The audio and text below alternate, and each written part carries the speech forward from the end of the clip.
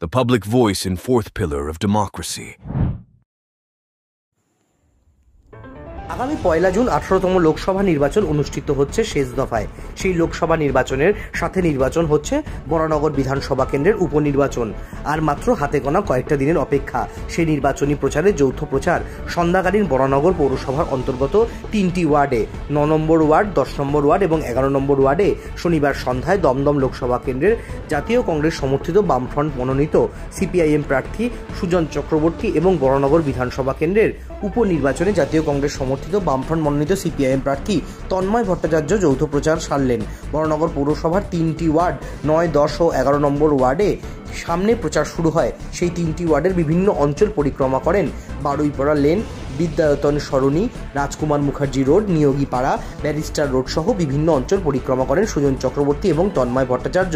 তাদের সাথে উপস্থিত ছিলেন প্রাক্তন আইনমন্ত্রী রবিলাল মৈত্র, দুজন সিপিআইএম জেলা কমিটির অন্যতম সদস্য কিশোর গাঙ্গুলি, শানু রায়, বরানগর বামফ্রন্টের অন্যতম নেতা অশোক ভট্টাচার্য, বরানগর সিপিআইএম 1 নম্বর এরিয়া কমিটির সম্পাদক বরুণ দেব ভট্টাচার্য সহ আইনজীবীদের রাজ্য সংগঠনের অন্যতম সদস্য রঞ্জিত মৈত্র সহ সিপিআইএম-এর সদস্য, কর্মী, সমর্থক সহ ছাত্র, যুব, মহিলা এই প্রচারে অংশগ্রহণ করেন। বিদ্যুতের বেহাল দশা আমি গত কদিন ধরে টের পাচ্ছি।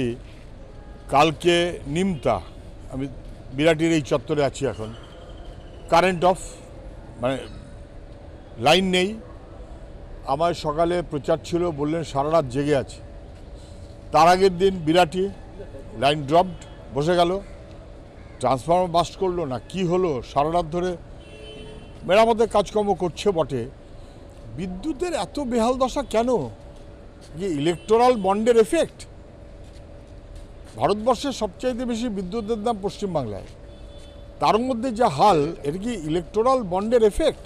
দফায় ভোট হয়ে যাওয়ার পর দুপক্ষ লাফালাফি শুরু করলো, জিতেছি জিতেছি গোছের ভাব, নিশ্চিত প্রামাণিকরা মিষ্টি খাওয়ালো। দ্বিতীয় দফায় সব শুকনো কথা, এ বলছে আমি 6-0, ও বলছে আমি 6-0, দুজনে নাকি 100 ভাগ জিতে যাচ্ছেন। আর পশ্চিমবাংলার মানুষ হাসছে যে কি দুর্ভাগ্য আমাদের। আর কোনো মিষ্টি মিষ্টি বিলি হলো না, কোনো মিছিল হলো না, সব জিতে গেছি গোছের ভাব দাপট দেখাবার জন্য। হাল খুব খারাপ, তৃণমূলের হালও খারাপ, বিজেপির হালও খারাপ। আজকে ছাত্র যুবরা রাজ্যের, তারা বিকাশ ভবনে গেছিল, সঙ্গত কারণে গেছিল। চাকরি বিক্রি হয়েছে এবং দুর্নীতির পাশে মুখ্যমন্ত্রী দাঁড়িয়েছেন বলে যোগ্য ছেলেরাও বিপদে পড়ছে। আমরা প্রথম থেকে বলছি, যোগ্য ছেলে মেয়েদের কাউকে বঞ্চিত করা যাবে না, আমরা শেষ পর্যন্ত তার পাশে থাকবো। কিন্তু দুর্নীতির চাকরি তাকেও কোনোদিন বহাল করা যাবে না। দুর্নীতি যারা করেছে তাদের চাকরি খারিজ হবে, তার বিনিময়ে যারা যোগ্য তারা চাকরি পাবেন, আর যারা যোগ্য হিসেবে চাকরি পেয়েছেন তাদের বহাল রাখতে হবে। স্বাভাবিক এই দাবি নিয়ে ছাত্র যুবরা বিকাশ ভবনে গেছে। পুলিশের এত ভয়, মারপিট শুরু করে দিল, ধস্তাধস্তি, গ্রেপ্তার 6 জন না 7 জন ছাত্র, কয়েকশো ছিল। তারপর তারা রাস্তায় অবরোধে বসেছে, অবস্থানে বসেছে, এবং পুলিশ এমন মানে আক্রমণাত্মক ভূমিকা নিয়েছে, যারা চোর তাদের বিরুদ্ধে আক্রমণাত্মক ভূমিকা নিতে পারে না।